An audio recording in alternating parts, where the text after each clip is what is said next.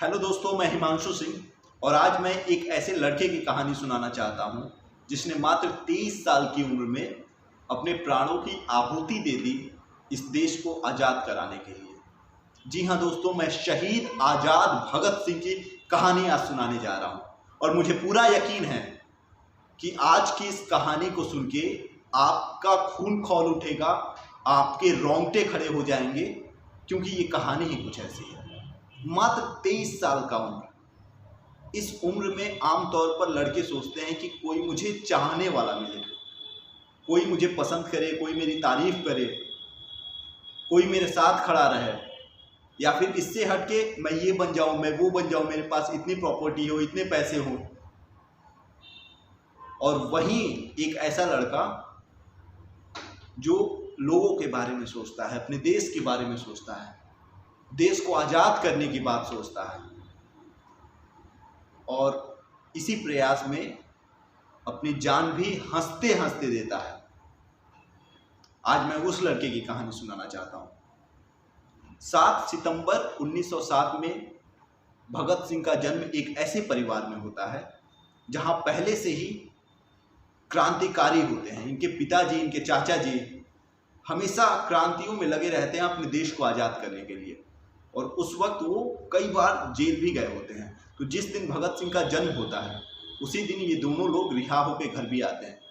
तो दोनों खुशी होती है कि एक तरफ लड़का आया परिवार में और ये दोनों लोग रिहा होकर आए, तो खुशियों का माहौल होता है। लेकिन किसी को ये नहीं पता होता है कि ये जो लड़का पैदा हुआ है ये सिर्फ 23 साल बाद इतना बड़ा काम कर देगा कि आने वाले कई पीढ़ियों के लिए इंस्पिरेशन का काम करेगा, उनके मार्गदर्शन का काम करेगा। दोस्तों, अगर आपको लगता है ना कि आपकी ज़िंदगी में कुछ गलत हो रहा है, आप बहुत संघर्ष कर रहे हैं, या फिर आपको वो नहीं मिल रहा है जो आप चाह रहे हैं और आप बहुत दुखी रहते हैं, तो ये कहानी आपके लिए ही है। आपको इस कहानी को समझना होगा कि किस तरीके से इतना संघर्ष करने के बावजूद भी जब उन्हें पता होता है कि अब उनकी जान जाने वाली है तो भी हंसते हुए वो जाते हैं अपने मित्रों के साथ, अपने दोस्तों के साथ। मात्र 23 साल की उम्र में इतना क्लियर विजन रखना कितनी बड़ी बात है। आमतौर पर एक उम्र होता है जब तजुर्बे के रूप में या फिर समय बीतने के बाद हमें इन सब चीज़ों का एहसास होने लगता है कि वास्तव में ज़िंदगी क्या है। लेकिन इतनी छोटी उम्र में ये सारी चीज़ें समझ लेना बहुत बड़ी बात है। उनके पिताजी को तो उनकी महानता का एहसास उसी दिन हो गया था जिस दिन एक बार जब खेत में भगत सिंह ने उनसे एक प्रश्न पूछा था कि पिताजी, हम खेत में क्या कर रहे हैं? तो वो कहते हैं कि हम अनाज उगाने का काम कर रहे हैं। वो पूछते हैं कि इस अनाज से क्या होगा? उनके पिताजी कहते हैं कि इस अनाज से हम लोगों का पेट भरेंगे और जो खाना खाते हैं वो ये अनाज ही है। तो फिर वो कहते हैं कि क्यों ना हम इसी खेत में हथियार उगाएं, बंदूकें उगाएं, ताकि हम अंग्रेजों को मार भगाएं। अंग्रेजों से लड़ने के लिए हमारे पास हथियार हो, क्योंकि उस वक्त हथियार नहीं होते थे क्रांतिकारियों के पास। इतनी बड़ी सोच उसी दिन उनके पिताजी को लग जाता है कि उनके घर एक बहुत बड़ा क्रांतिकारी पैदा हुआ है। और फिर ऐसे ही विचारों के साथ वो बड़े होते हैं। 1919 में जब जलियांवाला बाग हत्याकांड होता है, मात्र 12 साल के रहते हैं भगत सिंह, तो उन्हें ऐसा एहसास होता है कि ये बहुत गलत हुआ है। जनरल डायर का जो ये फैसला रहता है कि लोग जितने भी प्रोटेस्ट कर रहे हैं उन्हें मार दो, सिर्फ इसलिए वो, चूँकि उस समय एक ऐसा कानून बनाया जा रहा होता है कि आपको, अगर आप भारतीय हैं तो आपको अगर जरा सा भी शक हुआ किसी अंग्रेज को तो आपको वो जेल में कर देगा। उसके लिए आप कोई विरोध नहीं कर सकते हो, कोई कार्रवाई नहीं कर सकते हो, क्यों किया आपके साथ, और जितना चाहे उतना आपको प्रताड़ित किया जा सकता है जेल में रख के। तो इसके विरोध में लोग प्रदर्शन कर रहे थे और जनरल डायर जो होता है वो ऑर्डर दे देता है कि जितने भी लोग खड़े हैं उनको मार दो। और वहाँ इतने लोग मारे जाते हैं, इतने लोगों की मृत्यु होती है। कुछ अपनी जान बचाने के लिए, भागने के लिए कुएं में गिर जाते हैं, और कहा जाता है कि उस कुएं का एकदम रंग लाल हो गया था, इतने लोगों का खून उसमें बहा है। तो ये भगत सिंह सिर्फ 12 साल के हैं और 20 किलोमीटर पैदल चल के उस जगह पर जाते हैं जब इन्हें पता चलता है तो। और जब देखते हैं तो चारों तरफ सिर्फ लाशें ही लाशें नजर आती हैं इन्हें। उस कुएं की तरफ जाके देखते हैं तो उसमें मतलब एक भयावह दृश्य होता है, सिर्फ लाशें ऊपर तैरती हुई नजर आती हैं। इनका पूरा माथा घूम जाता है। लेकिन सोचिए, एक छोटा सा लड़का एक डिब्बा उठाता है शीशे का, उसमें वहां की मिट्टी को भरता है, उनके खून को समेटने की कोशिश करता है और उस डिब्बे को घर लेके आता है और अपने आंगन में रख देता है और दीवार के सहारे बैठ जाता है। सिर्फ सोचने लगता है, उस डिब्बे को देखने लगता है। उसकी माँ उससे पूछती है, क्या हुआ बेटा, क्यों इतना उदास है? तो वो कहता है, माँ वो जो मिट्टी देख रही है ना तू, वो हमारे देश की मिट्टी है और उस मिट्टी में जो खून लगा है वो उन शहीदों का है जो आज मरे हैं और मैं इनकी शहादत को बेकार नहीं होने दूंगा। मैं इस देश को आजाद करके रहूंगा। माँ बताइए, छोटा सा बच्चा इतनी बड़ी बात कह रहा है, ये महान नहीं बनेगा तो क्या बनेगा? उसी दिन भगत सिंह ने उस डिब्बे को उठाया और अपने भगवान के बगल में रख दिया और वो रोज उस डिब्बे की पूजा करते थे। इसी बीच जब गांधी जी को ऐसा लगा कि अंग्रेजों ने बहुत गलत किया है तो उन्होंने असहयोग आंदोलन किया। अब इस आंदोलन में क्या था कि गांधी जी को ऐसा लगता था कि भारतीय जो हैं अंग्रेजों की बनाई वस्तुओं को खरीदते हैं और इसी से जो उन्हें प्रॉफिट होता है उससे उनका कारोबार चल रहा है। तो उन्हें ऐसा लगता है कि क्यों ना हम इनकी बनाई किसी भी चीज़ को खरीदना ही बंद कर दें ताकि ये किसी तरह का व्यापार ना कर सकें।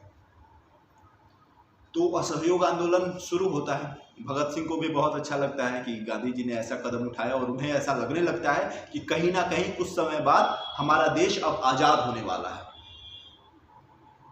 चीज़ें आगे बढ़ती हैं। अब इसी बीच देश में कुछ ऐसे छोटे छोटे ग्रुप बनने लगते हैं जिसमें थोड़ी बहुत हिंसा की प्रवृत्ति होती है। गांधी जी अहिंसावादी होते हैं, किसी भी प्रकार की हिंसा इन्हें पसंद नहीं होती है।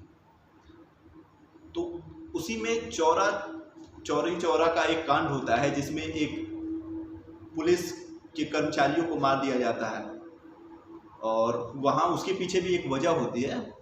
लेकिन ये जब बात फैलती है और अंग्रेजों तक पहुँचती है तो गांधी जी को ऐसा लगता है कि ये उनके असहयोग आंदोलन का ही एक हिस्सा है कि लोगों में इतनी उग्रता आ गई है, इतनी हिंसा आ गई है और उन्हें लगता है कि उनकी वजह से लोग गलत दिशा में जा रहे हैं और इस तरीके से हम आज़ादी नहीं प्राप्त कर सकते हैं। तो वो अपना असहयोग आंदोलन वापस ले लेते हैं। अब यहाँ पर भगत सिंह को बहुत बड़ा झटका लगता है। 2 साल बाद 1922 में वो अपना असहयोग आंदोलन वापस ले लेते हैं। भगत सिंह को ऐसा लगता है कि इस तरीके से अहिंसावाद से हम आज़ादी को प्राप्त नहीं कर सकते हैं, हमें लड़ के या फिर आवाज़ उठा के आज़ादी को प्राप्त करना होगा। अब चूंकि गांधी जी जिस पार्टी से होते हैं, कांग्रेस से, तो वो लोग हमेशा अंग्रेजों से यही चाहते हैं कि हमें, अब भगत सिंह चाहते थे कि इन्हें संपूर्ण आज़ादी मिले, संपूर्ण स्वराज चाहते थे। ये संपूर्ण स्वराज का मतलब पूरा देश आज़ाद हो जाए। और कांग्रेस की शुरू में ऐसी मांग थी कि ठीक है, आप अंग्रेज हो तो आप सेंटर में रहो, लेकिन कुछ कुछ जगहों को आप हमारे अधीन दे दो, उसे आज़ाद कर दो। तो यहाँ पर इन दोनों लोगों का विचार अलग हो जाता है, रास्ते भी अलग हो जाते हैं। जो कि हमेशा भगत सिंह ने गांधी जी का सम्मान किया है, लेकिन उनके विचारों के सिर्फ खिलाफ थे। तो अब यहाँ भगत सिंह जुड़ जाते हैं चंद्रशेखर आज़ाद के साथ। चंद्रशेखर आज़ाद एक ऐसा व्यक्तित्व होता है जो एकदम आज़ादी पाने के लिए पागल होता है और वो हमेशा कहते रहते हैं कि मैं आज़ाद हूँ, मुझे पकड़ के दिखाओ, मैं किसी का गुलाम नहीं हूँ। और कभी भी वो अंग्रेजों के हाथ नहीं आए थे, कभी कोई उन्हें ना पकड़ पाया, ना ही अंग्रेज उन्हें मार पाए। उन्होंने खुद ही खुद को गोली मार दी जब उन्हें लगा कि अब वो पकड़े जाएंगे और ये अंग्रेज उन्हें छोड़ेंगे नहीं। तो इस तरीके से भगत सिंह आते हैं चंद्रशेखर आज़ाद के ग्रुप में और तरह तरह के क्रांतियां करना ये लोग शुरू करते हैं, आयोजन बनाते हैं। अब लाला लाजपत राय चूँकि उस वक्त थोड़े सीनियर होते हैं और ये सब लोग उनकी बहुत रिस्पेक्ट करते हैं। और ये लाला लाजपत राय, उस समय साइमन कमीशन का एक अंग्रेजों की तरफ से कानून आता है, तो उसकी विरोध में लाला लाजपत राय अपने कुछ क्रांतिकारियों के साथ सड़क पर खड़े हो जाते हैं। अब अंग्रेजों को ऐसा लगता है कि अगर ये बंदा आ गया है तो और सारे क्रांतिकारी आ जाएंगे और ये कानून पास होने में बहुत दिक्कत हो जाएगी, तो वो लाठीचार्ज का ऑर्डर दे देते हैं और खूब लाठियां बरसाई जाती हैं। जितने भी भारतीय होते हैं, क्रांतिकारी होते हैं, लाला लाजपत के ऊपर भी बहुत सारी लाठियां गिरती हैं। अब उस हादसे के बाद इनकी स्थिति इतनी खराब हो जाती है कि ये एकदम गिर जाते हैं और वो कह देते हैं कि जितनी भी लाठियां अंग्रेजों ने मेरे ऊपर गिराई है, इन लाठियों का जवाब उन्हें देना होगा और इन्हीं लाठियों की वजह से हमारे देश को आज़ादी मिलेगी। और हुआ भी कुछ ऐसे ही। देखिए कैसे एक एक चीज़ से जुड़ी होती हैं चीज़ें। अब वहाँ उनकी तबीयत इतनी ख़राब हो जाती है कि फिर उनकी मौत हो जाती है। अब भगत सिंह, चंद्रशेखर आज़ाद, ये सभी लोगों को मतलब लगता है कि अंग्रेजों का ये क्रूरता बहुत ज़्यादा बढ़ती जा रही है, हिंसा बहुत बढ़ती जा रही है और इस तरीके से नहीं होगा, हमें इसका जवाब देना होगा। तो वो लोग एक प्लान बनाते हैं जिसमें वो सोचते हैं कि क्यों ना हम मार दें उसे, जिसने ये मतलब ऑर्डर दिया है लाठीचार्ज का। तो ये एक प्लानिंग बनाते हैं और भगत सिंह, सुखदेव, राजगुरु, ये सब लोग 4-5 लोग होते हैं और जाते हैं। 2 लोगों का मैं नाम इसलिए नहीं ले रहा हूँ कि उसमें 2 लोगों ने बहुत बड़ी गद्दारी की थी, भगत सिंह, राजगुरु और सुखदेव के साथ। जब उन्होंने कोर्ट में अपना बयान बदल दिया था और इसी वजह से उन लोगों को फांसी हो गई। अभी वो सारी चीज़ें हैं जो मैं बताने जा रहा हूँ। तो यहाँ पर क्या होता है कि ये सोचते हैं कि इन्हें मारा जाए, जिनकी वजह से लाला लाजपत राय की मृत्यु हुई है। तो अब चंद्रशेखर आज़ाद कहते हैं कि ठीक है, भगत सिंह और ये 2-3 लोग आप लोग जाइए और ऐसे ऐसे होगा और वो सामने आएगा तो आप लोग ये गोली मार देना उसे। तब वो तो नहीं आता है जिसने ऑर्डर दिया था, लेकिन उसी के साथ का एक और ऑफिसर होता है जो आता है और उसको वहाँ देखते ही ये लोग गोली मार देते हैं। गोली मारने के बाद तुरंत वहाँ से फरार हो जाते हैं। अब यहाँ से भगत सिंह एकदम रम गए होते हैं कि किसी भी तरह से हिंसा करके भी हमें आज़ादी लेनी है तो लेनी है। और वहाँ से वो अपने बाल वगैरह, दाढ़ी सब कटवा के और अपने पूरे लुक को चेंज कर लेते हैं और फिर लग जाते हैं आज़ादी की लड़ाई में। लेकिन फिर ऐसा होता है कि इन लोगों को लगता है कि इन लोगों की जो भी इन लोगों का अपना संघर्ष है पूरे देश तक नहीं फैल रहा है। और गांधी जी के बहुत फॉलोअर्स रहते हैं जो सिर्फ गांधी जी के बताए रास्ते पर चलते हैं और इनका रास्ता भी अपना सही होता है, लेकिन इनकी आवाज़ सब तक नहीं पहुंच पाती है। तो ये सब लोग सोचते हैं कि कुछ ऐसा प्लान किया जाए जिससे कि हमारी आवाज़ सब तक पहुंचे, सब सुनना चाहें हम क्या चाहते हैं, क्या हमारी मांगे हैं और हमारा देश क्यों गुलाम है, किस सोच की वजह से गुलाम है। इसके लिए वो प्लानिंग करते हैं। और फिर उस प्लानिंग में ये शुरू में तो ये नहीं चाहते हैं चंद्रशेखर आज़ाद कि भगत सिंह उसमें इंक्लूड हो, क्योंकि भगत सिंह एक ऐसा चेहरा होते हैं, एक ऐसे क्रांतिकारी होते हैं जो पूरी तरह से देश को मतलब आज़ाद कराना चाहते हैं और बहुत ज़्यादा इनके अंदर टैलेंट होता है। बहुत पढ़ाकू होते हैं, बहुत पढ़ते रहते हैं चीज़ों को, सब कुछ इन्हें मालूम होता है। तो चंद्रशेखर आज़ाद नहीं चाहते हैं कि ये हमारे मतलब जो हमारा ग्रुप है इसमें से इन्हें हम खो दें किसी भी हाल में। तो शुरू में ये नहीं चाहते हैं, लेकिन जिद करके भगत सिंह कहते हैं कि नहीं, मुझे इसका हिस्सा होना है, मुझे जाना है।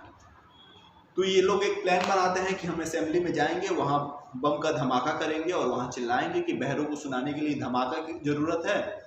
और इस तरीके से हमारी बातें जो हैं, उस समय फेसबुक, व्हाट्सएप, ये सब सोशल मीडिया तो था नहीं, तो एकमात्र तरीका था कि आप न्यूज़पेपर के ज़रिए अपनी बातों को लोगों तक पहुंचा सकते हैं। तो ये कहते हैं कि अगर असेंबली में ऐसा धमाका होगा तो सब सुनना चाहेंगे कि इतनी हिम्मत कहाँ से आ गई, और फिर वहाँ से हम अपनी बातें कहेंगे तो हम जेल में भी होंगे, तो हमारी बातों को लोग जानना पसंद करेंगे। होता भी ऐसा है। तो यहाँ से ये चंद्रशेखर आज़ाद इन लोगों को ये इजाज़त दे देते हैं कि जाइए। तो ये भगत सिंह जो विस्फोटक बम बनाते हैं, ये ऐसा भी बना सकते थे कि दो चार लोगों को, दो चार अंग्रेजों को ये मारने वाला बम बना दे, और लेकिन इन्हें ऐसा लगता है कि नहीं, अभी ऐसा धमाका करना है जो सिर्फ आवाज़ आए और इससे किसी को नुकसान ना हो। तो ये जब असेंबली में ऐसे बम को लेके जाते हैं तो वहाँ पहले बहुत आसानी से देखते हैं कौन सी ऐसी जगह है जो खाली है, और उस खाली जगह पर वो उस बम को फेंकते हैं ताकि किसी को किसी प्रकार का नुकसान ना हो। और फिर होता ही ऐसे है कि धमाके के बाद कुछ अंग्रेज उनके पास आते हैं, उन्हें गिरफ्तार करते हैं और इनकलाब जिंदाबाद का नारा लगाते हैं, और सभी लोग एक दूसरे के गले मिलते हैं और इस तरीके से वो गिरफ्तार हो जाते हैं। लेकिन ये बात पूरे देश में आग की तरफ फैल जाती है कि कुछ क्रांतिकारी गए असेंबली में, धमाका किया और इनकलाब जिंदाबाद का नारा लगाया, और ये भी बोला कि बहरों को सुनाने के लिए धमाके की जरूरत होती है। तो ये बात पूरे देश में फैल गई, कांग्रेस के सभी लोगों को पता चल गया। अब यहाँ से गांधी जी जो हैं भगत सिंह से थोड़े नाराज हो जाते हैं, क्योंकि उन्हें ऐसा लगता है कि एक इतनी छोटी उम्र का लड़का इस राह पर चल दिया है, तो ये और भी देश के जितने लड़के होंगे ऐसी राह पर चलेंगे। तो चूँकि वो अहिंसावादी रहते हैं तो उनका भी अपने हिसाब से सोचते हैं, सही है गलत है ये आप जान सकते हैं, अपने विचार से आप जैसा समझें। तो वहाँ इन्हें गिरफ्तार कर दिया जाता है। अब गिरफ्तार होने के बाद जब ये जेल में जाते हैं तो वहाँ की स्थिति देखते हैं बहुत बदतर होती है। भारतीय जो कैदी होते हैं उन्हें ना खाने को बढ़िया दिया जाता है, ना रहने की व्यवस्था होती है। जो खाने का राशन होता है वहाँ पर कॉकरोच घूम रहा है, तो चूहे खा रहे हैं, और रसोई जो है वो शौचालय के तुरंत बगल में है, गंदगी फैली हुई है, कपड़े नहीं धोए जाते थे इनके, नीचे सोना, सभी 5-7 लोग एक साथ सो रहे हैं, और न झाड़ू न कुछ। और वहीं जो ये अंग्रेज़ों के कुछ कैदी थे उनके लिए सब कुछ था, पढ़ने के लिए किताबें वगैरह, न्यूज़पेपर भी आती थी, और ये भगत सिंह को पढ़ाई से बहुत लगाव था। तो इन्होंने कहा कि जब तक स्थिति बदलेगी नहीं तब तक हम जेल में भी क्रांति करेंगे, और वहाँ ये भूख हड़ताल रखते हैं, जिसका मकसद यही रहता है कि हमें इंसानों की तरह समझा जाए और इंसानों की जो ज़रूरतें होती हैं वो प्रोवाइड की जाए। और शुरू में तो ये खुद भूख हड़ताल लगते हैं, लेकिन इनकी भूख हड़ताल को देख के, इनके जज्बे को देख के इनके सभी दोस्त और कुछ जितने भारतीय कैदी होते हैं सब इनके साथ आ जाते हैं। 97 दिन तक ये भूख हड़ताल चलती है और उसके बाद इनकी मांगें पूरी होती है। लेकिन इनका एक अपना दोस्त जो होता है 63वें दिन ही इन्हें छोड़ के चला जाता है। इन सब लोगों को बहुत दुख होता है उसका, और उस दौरान इतना टॉर्चर किया जाता है इनकी भूख हड़ताल को तोड़ने के लिए, बर्फ की सिल्ली पर लिटा के बहुत पीटा जाता है, और भूख हड़ताल को तोड़ने के लिए इन्हें पानी तक नहीं दिया जाता है। पानी के मटकों में दूध रख दिया जाता है, पंप लगा के नाक के माध्यम से जबरन दूध पिलाने की कोशिश की जाती है ताकि किसी भी तरह भूख हड़ताल टूट जाए। और ये बात एक दिन, हर दिन जो है पूरे भारत के कोने कोने में फैलती रहती है, और इस वजह से भगत सिंह के प्रति रिस्पेक्ट और उनके जज्बे को लेके पूरे देशवासी उनका खूब समर्थन करते हैं, खूब मतलब उनके लिए आगे रहते हैं। और कांग्रेस को भी कहीं ना कहीं पंडित जवाहरलाल नेहरू, मोतीलाल नेहरू और ये गांधी जी, इन लोगों को भी सोचना पड़ता है और ये आवाज़ उठानी पड़ती है असेंबली में कि भगत सिंह के साथ बहुत गलत हो रहा है और उसे जल्द से जल्द रिहा किया जाए। तरह तरह की दलीलें दी जाती हैं, लेकिन कहीं ना कहीं भगत सिंह को ऐसा लगता है कि ये अंग्रेज उन्हें छोड़ेंगे नहीं, और वो इस बात की जरा से भी फिक्र नहीं करते हैं। वो अपना एकदम सही से रहते हैं, और जब इनकी मांगें पूरी हो जाती हैं तो ये किताबें पढ़ना शुरू कर देते हैं, और ये कहते हैं जो भी मुझसे मिलने आए वो कम से कम एक किताब तो लेके आए ताकि मैं कुछ पढ़ सकूं, जान सकूं। और इसी तरीके से चीज़ें चलती हैं। और यहाँ गांधी जी को भी कहना पड़ता है। एक बार सुभाष चंद्र बोस खुद कहते हैं गांधी जी से कि आप चाहें तो भगत सिंह आज़ाद हो सकते हैं, रिहा हो सकते हैं जेल से। लेकिन गांधी जी ने कोशिश की थी, लेकिन बहुत कोशिश नहीं की थी। बहुत लोगों का कहना है कि गांधी जी चाहते तो बच जाते, तो कुछ हद तक वो सही भी हैं, क्योंकि गांधी जी ने बहुत ज़्यादा कोशिश नहीं की थी कि हाँ बचाना ही है भगत सिंह को, लेकिन हाँ एक चाहते थे उनका ये भी स्टेटमेंट आया था कि मैं चाहता हूँ कि ये अंग्रेज जो है भगत को छोड़ के मुझे मार दे, मुझे फांसी दे दे, ये मैं है। ऐसे ऐसे स्टेटमेंट थे उनके, मतलब वो चाहते थे कि आज़ाद हो जाए, लेकिन पूरी कोशिश नहीं की थी उन्हें आज़ाद कराने के लिए या रिहा कराने के लिए। तो फिर लगता है इन लोगों को कि अब ये फांसी दी जाएगी। पूरे देश में ये बातें चलती रहती हैं, घर वाले भी इनसे मिलने आते हैं तो बहुत रोते हैं कि माँ एक बार इनसे मिलने आती है। तो भगत सिंह खुद उन्हें समझाते हैं, तुम अगर कमज़ोर हो जाओगी तो मैं और कमज़ोर हो जाऊंगा। तो बहुत ही भयावह वो दृश्य होता है और बहुत इमोशनल होता है। तो कैसे कैसे रोते हुए माँ जाती हैं और ये कहते हैं कि नहीं, आपको खड़ा होना पड़ेगा मेरे लिए, मैं देश के लिए जा रहा हूँ, मेरी कुर्बानी ऐसे जाया नहीं जाएगी। मैं चाहता हूँ कि देश के हर परिवार से एक भगत सिंह निकल के आए। मैं मर जाऊंगा लेकिन मेरी सोच हमेशा जिंदा रहेगी, जो मुझे अमर कर देगी। तो ऐसी विचारधारा थी उनकी। और फिर इस तरीके से 29 मार्च को उनका फांसी का दिन तय होता है अंग्रेजी शासकों के द्वारा। लेकिन जब ये फांसी का दिन तय हो जाता है तब पूरे देश में एक आक्रोश आ जाती है।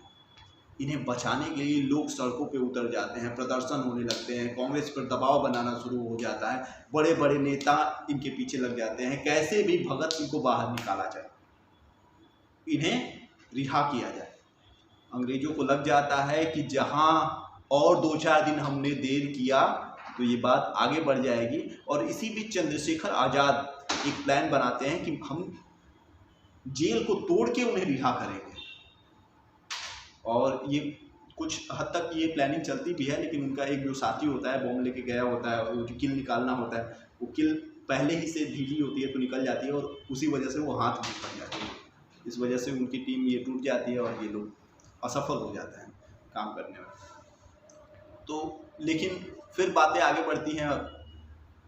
तो ये अंग्रेज़ों को ऐसा लगता है कि नहीं, 1-2 दिन भी लेट करना मुश्किल हो जाएगा, कैसे भी ये फांसी जल्द से जल्द कराई जाए।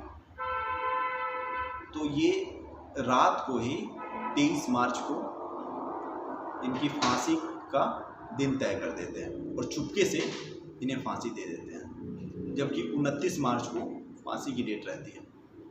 6 दिन पहले ये काम हो जाता है। अब धीरे धीरे ये बातें जो हैं कानों कान बाहर पहुंच जाती है। अब देखिए अंत इतना भयावह है कि मुझे बताते वक्त मेरे शब्द लड़खड़ा रहे हैं।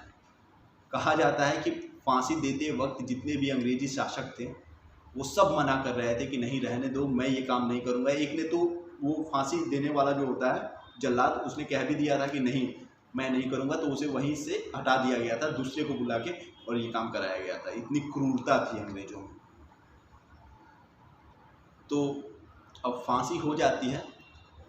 फांसी तो ये फंदे को चूम के और फांसी पर चढ़ जाते हैं। उससे पहले का भी एक किस्सा है कि जब इन्हें जेल में से ले आया जाता है फांसी तक ले जाने के लिए, तो ये किताबें पढ़ रहे होते हैं। मैंने बताया कि बहुत शौकीन होते हैं किताबों के।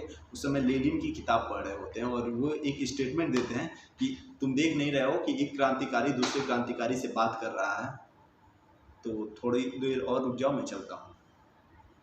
और फिर वो किताबें अपनी बंद करके और मुस्कुराते हुए गाना गाते हुए कि हमारा देश एक दिन आज़ाद होगा, हमारा ये प्रयास बेकार नहीं होगा, वो तीनों लोग हंसते हुए चले जाते हैं और फांसी को चूम के फांसी पर चढ़ जाते हैं। अब वहाँ से धीरे धीरे लोगों को पता चलने लगता है कि ऐसा हो गया, तो एक आग की तरह लोग भागे आते हैं जेल की तरफ। बहुत आक्रोश रहता है मन में। अब ये अंग्रेजों को लगता है कि जहाँ इनके 100 को हम लोग बाहर लेके गए तो ये जो भारतीय हैं, क्रांतिकारी हैं, हमें जिंदा नहीं छोड़ेंगे। तो वो ये तय करते हैं कि अंदर ही उनके 100 को काट दिया जाए और फिर जला दिया जाए। और वो ऐसा करते भी हैं। तीनों लोगों के 100 को काट दिया जाता है कुल्हाड़ी से और बोरे में भर के एक नदी के किनारे जलाने चले भी जाते हैं और जलाना शुरू ही करते हैं कि लोग आ जाते हैं इनके ऊपर हमला करने, और वो बोरी नदी के किनारे फेंक देते हैं। और वहाँ कुछ कुत्ते होते हैं जो उस बोरी को फाड़ने लगते हैं, उनके शव को खाने की कोशिश करते हैं। तो लोग आते हैं और फिर उनका अंतिम संस्कार बहुत तरीके से किया जाता है। इतनी बड़ी शहादत थी भगत सिंह की, इतनी बड़ी कुर्बानी थी, एक इतनी छोटी सी उम्र में इतना बड़ा सोचना। तो ये पूरा व्यक्तित्व था भगत सिंह का। मुझे लगा कि हर युवा को ये पूरी बात पता होनी चाहिए कि शहीद आज़ाद भगत सिंह किस तरीके से जिए थे, कैसी उनकी विचारधारा थी, कैसा व्यक्तित्व था। आपको मेरा ये प्रयास कैसा लगा आप कमेंट बॉक्स में ज़रूर बताएं। वीडियो को लाइक करके मुझे ऐसे वीडियोस बनाने के लिए मोटिवेट करते रहें। इस वीडियो को शेयर करके मेरी बातों को औरों तक पहुंचाएं और लोगों को बताएं कि भगत सिंह कैसे थे। चैनल को सब्सक्राइब करके मुझे और प्रेरित कर सकते हैं कि मैं ऐसे वीडियोस और बनाता रहूं। आपने मेरी इस वीडियो को पूरा देखा, इसके लिए तहे दिल से शुक्रिया।